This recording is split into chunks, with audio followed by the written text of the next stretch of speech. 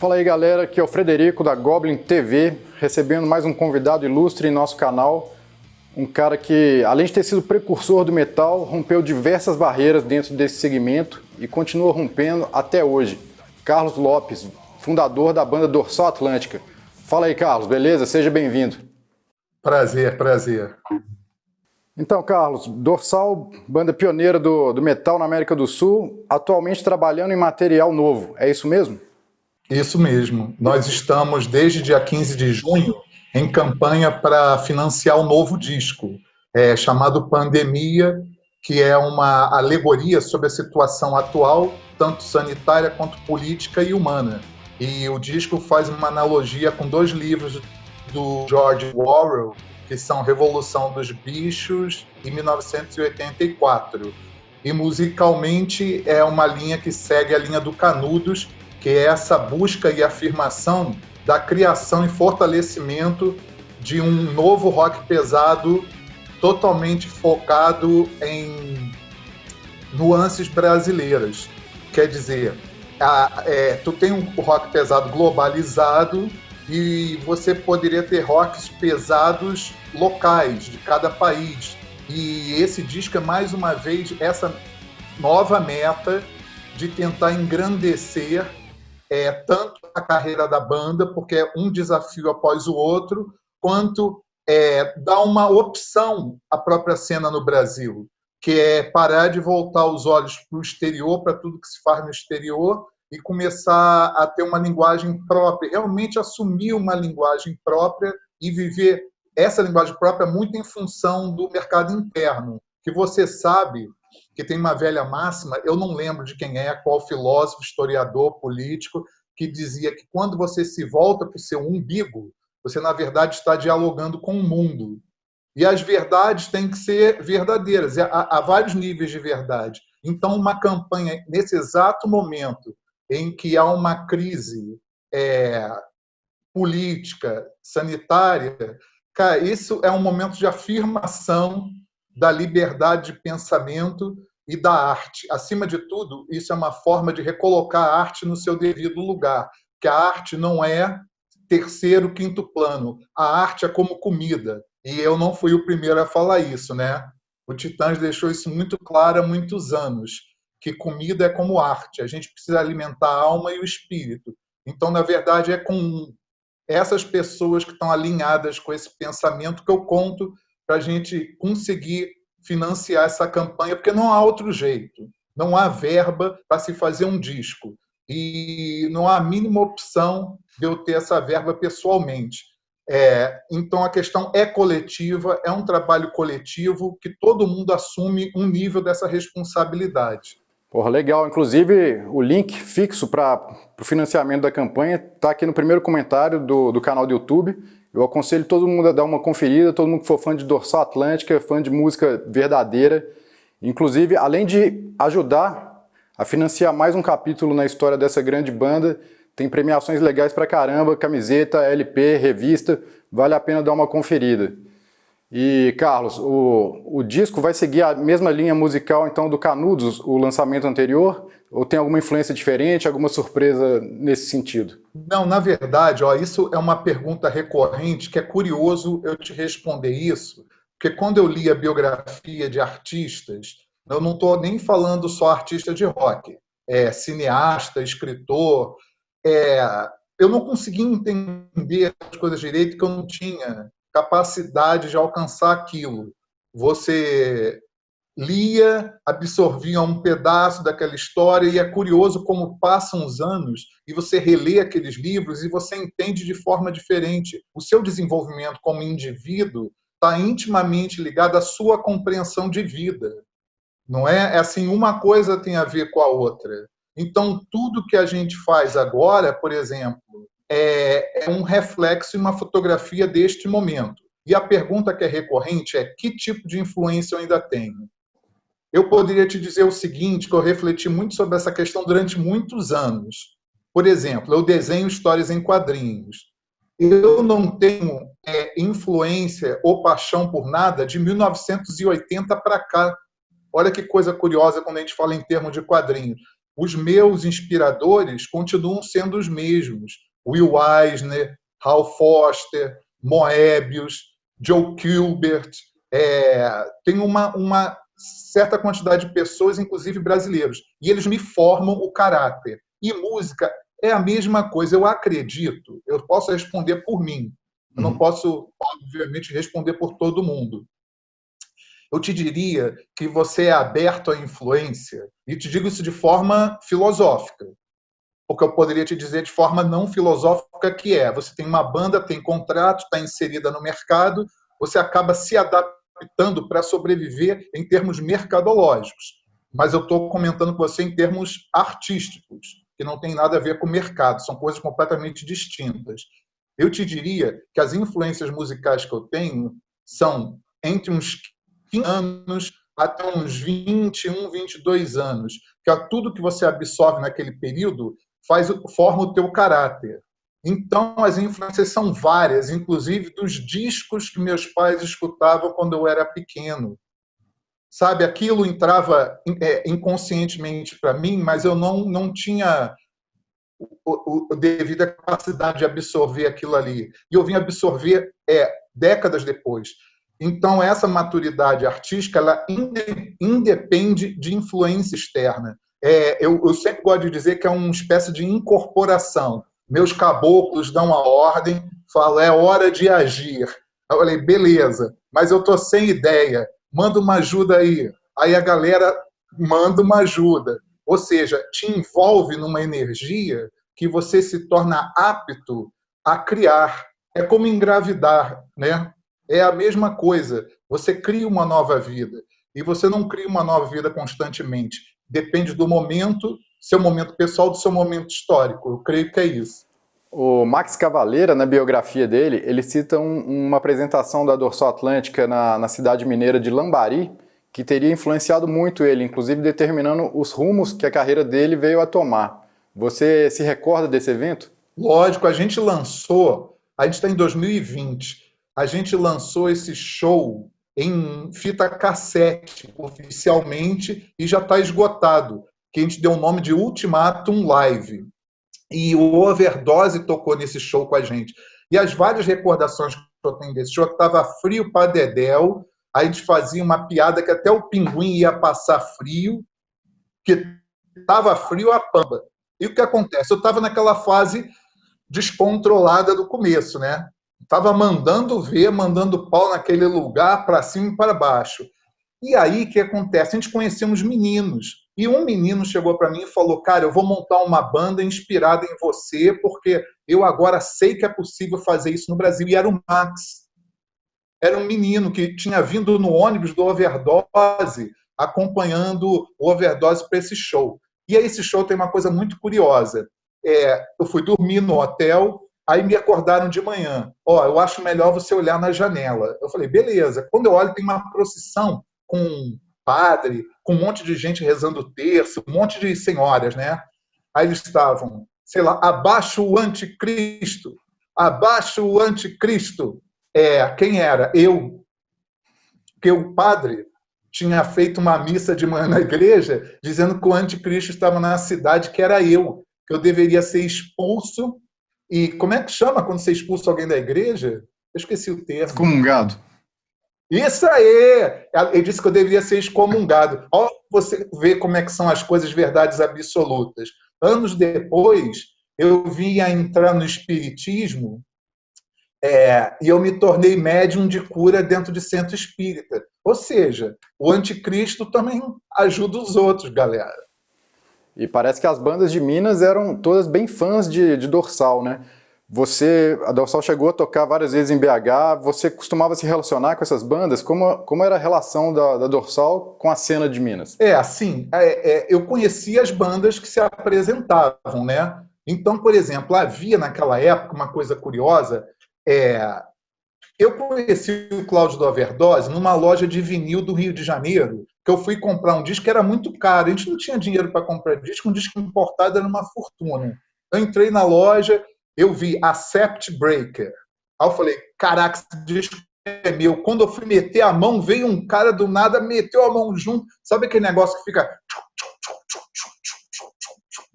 Aí eu peguei o disco antes, quem era? Era o Cláudio do Overdose. E aí a gente ficou amigo dele naquela época trocando carta. E aí fechou esse show, e aí eu tinha mais contato com ele. Como eu te falei, eu conheci o Max nesse show de Lambari. E a gente veio a ficar amigo. Então a minha relação basicamente se deu com aquele grupo. Depois eu conheci o Renato quando era guitarrista do Holocausto, né? Depois que o Jairo saiu do Sepultura, o Demiste. Mas minhas relações basicamente era Sepultura e o Overdose. E aquela época era curiosa, porque assim, eu ficava na casa do Cláudio, do Overdose, e o Max ficava puto. Aí ele ficava comigo reclamando: pô, tu não pode ir na casa daquele burguês. Eu falei que eu conheci ele antes de você, que parada é essa? Tá com ciúme? Que história é essa, meu irmão? Então tinha que ficar administrando isso daí, né? Sem contar que com Sepultura eu conheci o Silvio Bibica, né? Então, quer dizer, é a mesma coisa. Basicamente, as relações eram essas, depois foram ampliando, mas Minas, ó, não dá para comparar Rio de Janeiro, Minas e São Paulo. Não dá para comparar até hoje. Hoje, o mundo é muito mais globalizado do que era naquela época. Mas a cultura de cada região é muito diferente. Eu achava até que Minas tinha mais afinidade, pelo menos a cena que a gente fazia parte, tá? Uma cena mais para extremo. Eu acho que Minas tinha muito mais afinidade com o Rio do que tinha com São Paulo, porque São Paulo era muito conservador. A gente, quando foi tocar o Rainbow Bar, até lembro, Rainbow Bar lançando o Antes do Fim em São Paulo, a plateia estava tentando entender o que estava acontecendo ali. Não era natural para um paulista aquilo, entendeu? Porque era uma concepção diferente. E eu lembro que tinha parte da plateia que ficava me xingando. Então eu lembro muito dessas duas frases: surfistas voltem para casa e seus punks cabeludos. Entendeu? Então é abrir o terreno à força. Parece que não, mas ó, 86 não era mole, não. Entendeu? O negócio era difícil, havia muita. Eu lembro de um show, eu não sei se era World's Trash ou da Heavy Metal Maniac, que o Sepultura foi tocar. Eu não lembro se tinha Atômica, se tinha outra, eu não lembro. Mas eu lembro de uma cena que fala muito sobre o Brasil daquela época. Antes, o Sepultura tinha acabado de assinar Road Runner, sei lá o que, para gravar o Beneath the Remains. Uhum. Um monte de gente da plateia paulista começou a tacar moeda no palco. Seus vendidos, vai embora, vendido. Entendeu? Era com isso que a gente tinha que lidar. E até hoje essa mentalidade existe. Entendeu? Tem gente que acha que eu não preciso pedir dinheiro para financiar disco, que eu estou nadando em rios de dinheiro, e não estou. Eu sou igual qualquer trabalhador brasileiro. Entendeu? Fui prejudicado, como todo mundo, com a pandemia, mas ela me inspirou a enfrentar. É isso que eu espero de cada brasileiro. Enfrente dentro da sua realidade toda essa questão. E abaixe o conceito, racismo, essa porra toda tem que acabar. E Dorsal Atlântica sempre foi uma banda bem diferenciada, desde o começo. Antes do Fim, Dividir e Conquistar, sempre com letras mais profundas, mais criativas, bem distantes dos clichês do metal. Essa diferenciação para você na época era uma coisa consciente? Como você enxergava a si mesmo e a sua banda em relação às demais bandas e à cena que estava ao seu redor na época? Isso é uma boa pergunta, porque, na verdade, eu não tinha tempo para refletir, porque não havia parâmetro, entendeu? Como que eu poderia comparar algo se não existia antes? Teoricamente, poderia se inspirar em movimentos anteriores, mas nunca de rock. O que movimento de rock a gente podia se inspirar no tropicalismo, que era intelectualizado?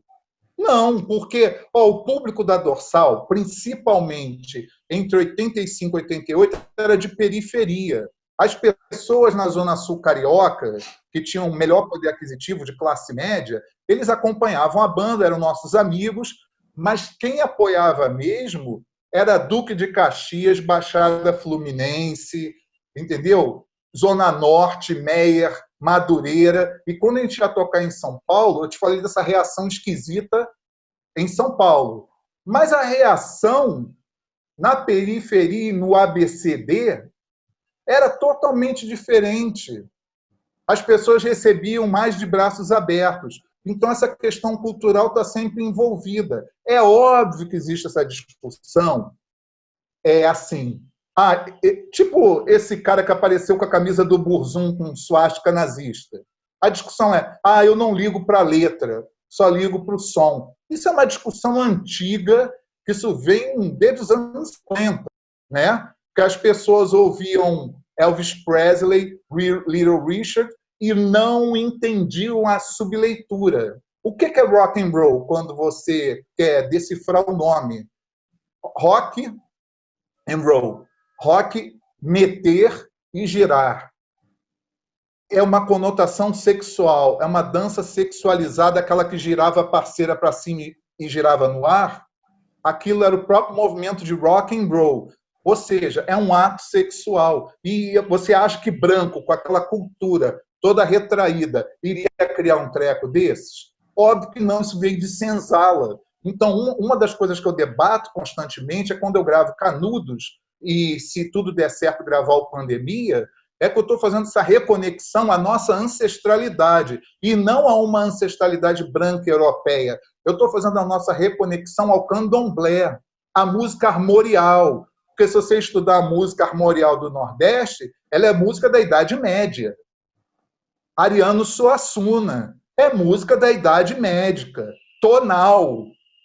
Entendeu? Para todo mundo que estuda a música, é isso daí, é música tonal. Então, por que eu decidi seguir esse caminho? Porque meu coração pediu. Eu nunca planejei, vou fazer algo diferente. Eu te juro que isso sou eu. Você está ouvindo eu falar. E hoje eu recebo muito retorno dessas lives durante a campanha do Pandemia, que as pessoas me escrevem assim: eu não imaginava que existisse um ser humano como você. Isso é uma coisa que me emociona muito. 2, ninguém fala sobre amor. Você fala. Então, por quê? Porque eu sou punk hippie, que é uma junção que não existe, mas é isso mesmo. É amor, tem que parar com essa paranoia de ódio, isso não está com nada. E pelo fato da Dorsal ter letras que abordam questões sociais, filosóficas, políticas, históricas, você percebe a influência da Dorsal Atlântica hoje em dia nos fãs da banda, seja pela postura que eles têm diante da vida ou pela profissão que escolheram, seja pelo que for? Eu não noto a influência da Dorsal no movimento de metal no Brasil. Até hoje não há. É como se fosse uma coisa única, porque espelha uma personalidade, não espelha o coletivo. É preciso muitos elementos para que isso se tornasse popular, sabe? Mas vamos dizer que eu não tinha consciência de onde eu iria levar a banda. Daqui a 2 anos eu vou fazer 60 anos. Você imagina? Eu nunca imaginei na minha vida que eu ia ter uma banda de rock com 60 anos de idade que eu pudesse influenciar pessoas. Mas a influência da banda se dá sobre os fãs, que tiveram a conexão desde cedo, e não são todos. Hoje, pelas comunidades da Dorsal, no Facebook e nos grupos, os fãs são sociólogos, filósofos, historiadores, professores de todos os níveis. E isso é uma coisa que me deixa muito, muito orgulhoso. Então, você tem níveis de carreira, não é? Economicamente, eu nunca fui bem-sucedido, mas ideologicamente, ninguém chegou tão longe. Ninguém. E dificilmente isso vai acontecer de novo, porque todo produto artístico é refém do seu próprio período histórico, do seu momento. E você lembra, quando eu montei a banda, estava terminando, entre aspas, a ditadura no Brasil. Eu era fruto daquele período. Governo General João Figueiredo. Então foi naquele período que eu comecei a me indignar e resolvi montar uma banda de rock para conscientizar. Legal. Vamos falar agora um pouquinho sobre alguns dos lançamentos da Dorsal Atlântica, só para passar uma dimensão da grandiosidade da discografia da banda. Começando pelo Searching for the Light. Pode-se dizer que foi a primeira ópera rock lançada por uma banda de metal? Segundo a imprensa internacional, foi. e a imprensa internacional apelidou de ópera trash naquele período, porque assim, no formato era muito inusitado. As letras não tinham rima, nenhuma rima, era um livro que eu tinha escrito e eu resolvi cantar o livro inteiro em ordem. Eu não me preocupei com rima. E outro dia, na comunidade de fã da Dorsal, tinha um guitarrista comentando, que ele falou, assim, tentando comparar, né? Porque é difícil comparar. Quando você não tem um parâmetro, é difícil comparar. Ele falou, acho que o único guitarrista, ou única banda que se aproxima em termos de criatividade de riff, era o Voivode. Porque se você pegar o Voivode também tinha uma linha muito fora do padrão, como tem até hoje. Mas o próprio Voivode já não é mais criativo há muitos anos. Ele sentou na fórmula e ficou. E eu me recuso a sentar em fórmula. O Searching for the Light, ele me parece mais compreendido hoje do que na sua própria época. Porque teve que ter 20, 30 anos de amadurecimento das pessoas para chegar naquele nível para entender o disco. E é uma questão que eu não posso lutar contra isso. Eu, para lutar contra isso, seria mais 30 anos. Tá entendendo? Se o prazo é esse de amadurecimento, eu teria que gravar um disco. É igual o Alea Jacta Est, o disco do Cristo Negro. Nesse ano teve um desfile da Mangueira, isso, com o mesmo tema do Cristo Negro. E boa parte da imprensa lembrou desse fato. A Dorsal Atlântica lançou um disco em 94 sobre o mesmo tema. E agora começaram a entender o disco, entendeu? É uma coisa que tem um tempo de latência que não é comercial. Por isso eu posso te afirmar que a Dorsal Atlântica só seguiu esse caminho de apoio do seu público desde o Monsters of Rock, 35 mil assinaturas para tocar, quanto fazer a primeira banda de metal no Brasil que fez campanha de crowdfunding. Porque há muito preconceito sobre campanha. Muito preconceito. Então, o que acontece? É uma formação de caráter que leva anos para acontecer. E esse desfile da Mangueira causou uma polêmica que eu nem esperava. Por que você acha que esse tema causa polêmica até hoje? Primeiro, durante o Brasil Império, República Velha, até recentemente, quem mandava no Brasil era a Igreja Católica, e houve momentos na história do Brasil que a Igreja Católica brigou com o Estado. Por exemplo, quando Dom Pedro II mandou uns padres para a cadeia. E aí houve uma cisão, o Vaticano se manifestou, né, com aquelas ameaças, né, contra o país.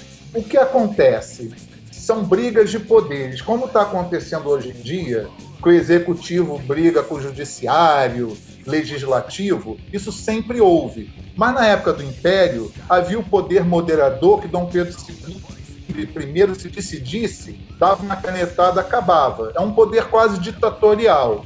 E não tem como haver isso hoje. Como eu te falei, é uma questão de consciência, não é? É uma questão de consciência. Mas certas coisas do Brasil estão implantadas na nossa formação de caráter. O brasileiro é racista.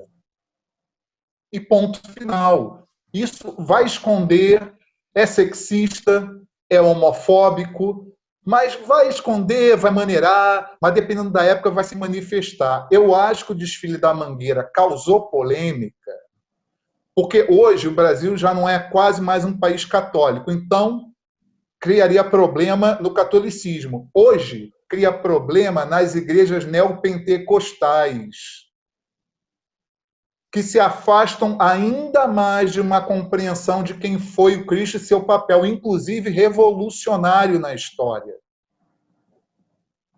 Seu papel contestador. Você deve lembrar que Cristo, que é muito mal entendido dentro do rock pesado, principalmente no black metal, ele não simboliza a igreja opressora. A igreja não tem nada a ver com a figura histórica de Jesus. São duas coisas completamente diferentes. Mas quando se mistura um negro, ainda hoje, com o salvador da humanidade, meu amigo, continua a dar problema. Então, imagina quando eu lancei o disco lá atrás, se eu fosse mainstream, eu ia, porra, eu ia até ser expulso do país. Estou falando sério. 94, porra, eu ia ser expulso. Vamos falar um pouco do Straight agora, de 97, que é um disco, um dos meus favoritos. É mais direto, assim, tem uma sonoridade mais próxima do hardcore e do punk.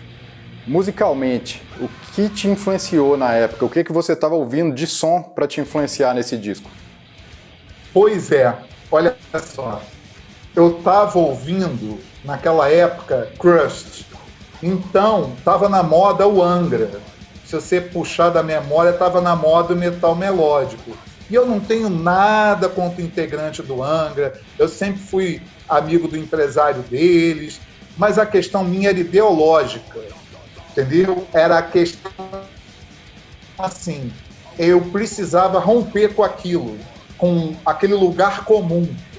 Então eu decidi fazer um disco fora de prumo, totalmente inusitado. Vamos fazer tanto que tem uma coisa do Straight, que eu acho curioso, que o João Gordo na época falou comigo, que tinha feito Carniceria Tropical inspirado no nome da música Carniceria do Straight. Ou seja, aquele famoso brinde que você ganha homologa, né? Homologa a obra.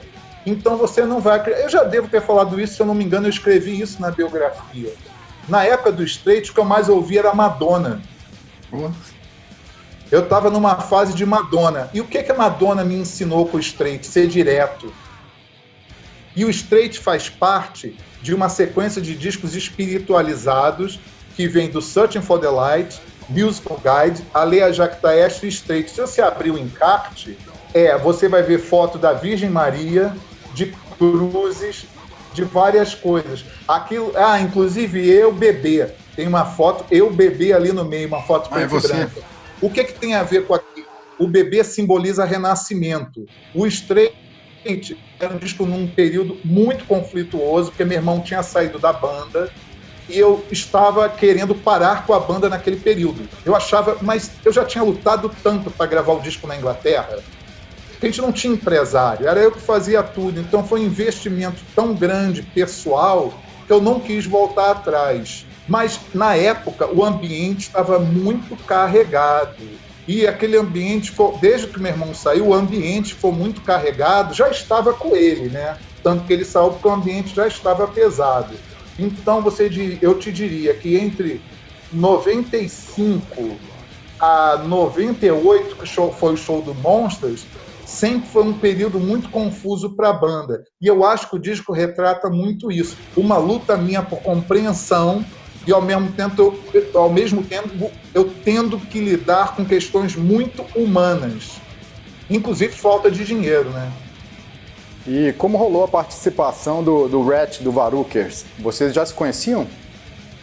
Não, olha só. Um amigo meu, o Arnaldo Campana, do Rio, ele tinha ido para Nova York e ele estava num bar punk e parece que pegou o telefone, se eu não me engano, era do Rat, em Nova York, quando eles foram tocar com o Varukers. Aí o que acontece? Essa história é muito curiosa. Desculpe se eu esquecer os nomes e tal.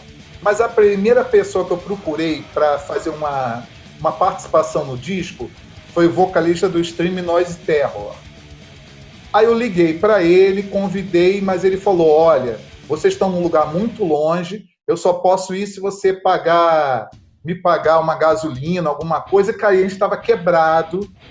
Entendeu? Eu me lembro que a gente tinha levado, quer ver, eu levei do Brasil um saco de, como é que aquele negócio que você come, que bota no leite? Você vai lembrar aí, todo mundo, se a gente tivesse ao vivo, todo mundo estava escrevendo. Eu levei um saco enorme disso pra gente comer lá, porque não tinha dinheiro para comer. Olha que engraçado, e comia aquele negócio lá. Então o que acontece? Não fechamos o acordo com o cara do Extreme Noise Terror. Aí eu lembrei daquele telefone do Varukers. Aí você não tinha celular naquela época. Então tinha aquele orelhão inglês, né? Eu fui num orelhão inglês. Você não vai acreditar no que eu vou te contar. É muito centro espírita. É muito centro espírita. O telefone tocou. E aí eu falei, caraca, eu atendo isso aqui ou não? Aí quando eu atendo era o Rat do Varukers. Eu acho que eu devia ter ligado para ele. Ele não tinha atendido e na Inglaterra devia ter algum sistema de recall, retorno. Eu sei que ele ligou e eu falei, vem aqui e tal. Mostrei para ele as duas músicas que a gente tinha e falei, pô, faz metade da letra aí, participe, ele fez tudo na hora. Anos depois, ele me mandou um disco do Valucas com a versão dele para Who Do You Think You Are? Ele pegou a letra dele e musicou de outra forma e gravou isso num disco do Varucas, que até o Boca, do Ratos, lançou esse disco no Brasil. Olha que coisa curiosa, né? É meio acaso, vai se intrometendo nas coisas e tudo vai acontecendo.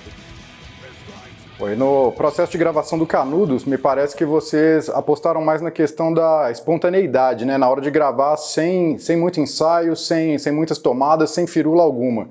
Vocês pretendem continuar isso no pandemia?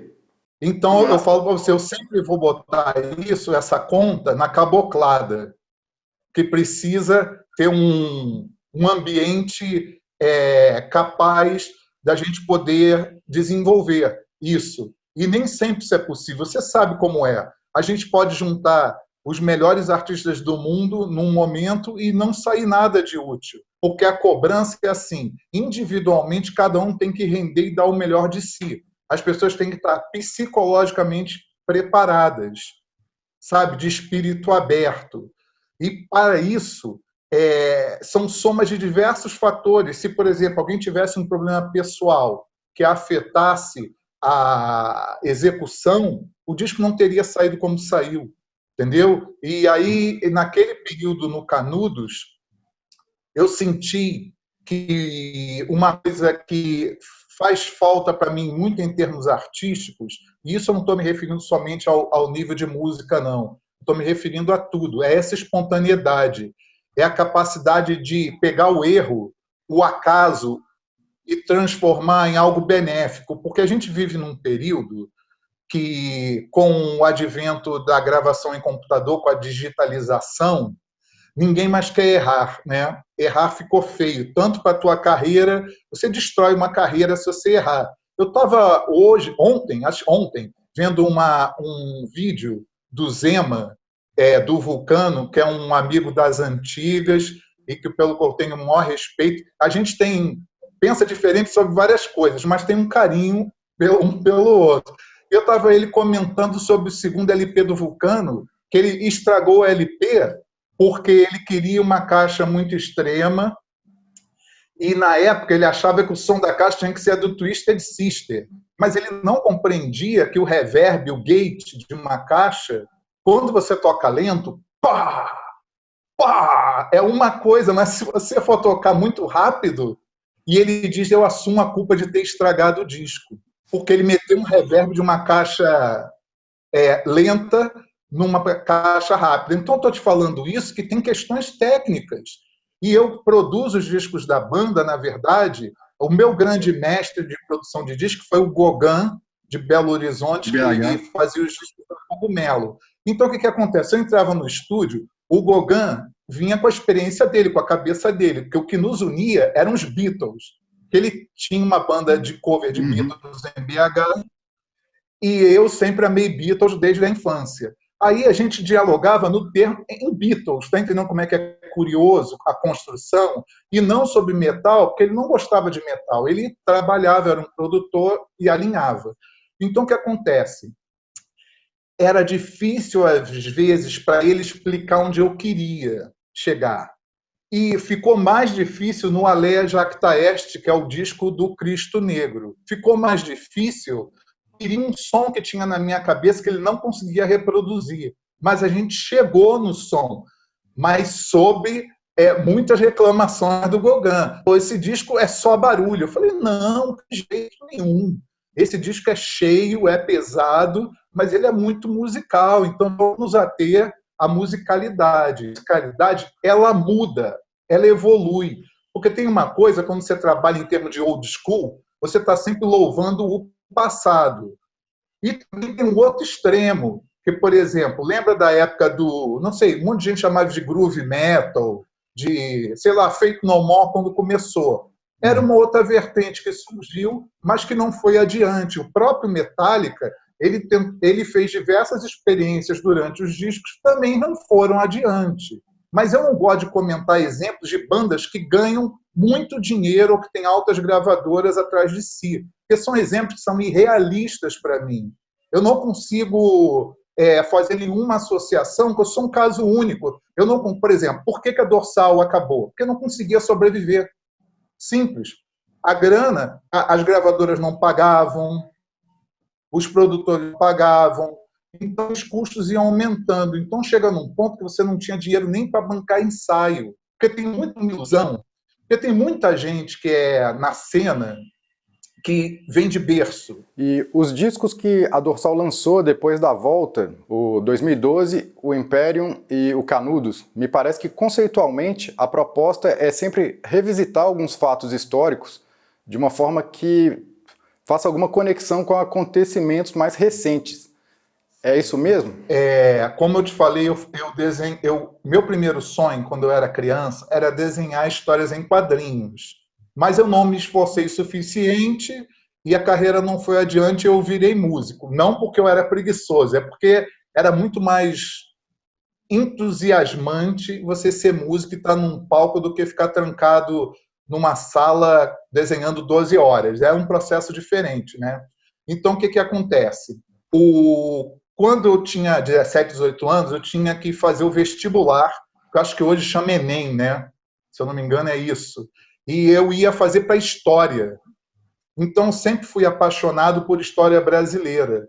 E eu acabei me tornando jornalista.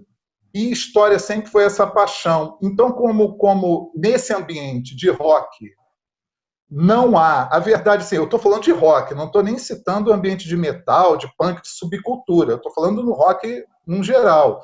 Você tem os intelectuais do rock, né?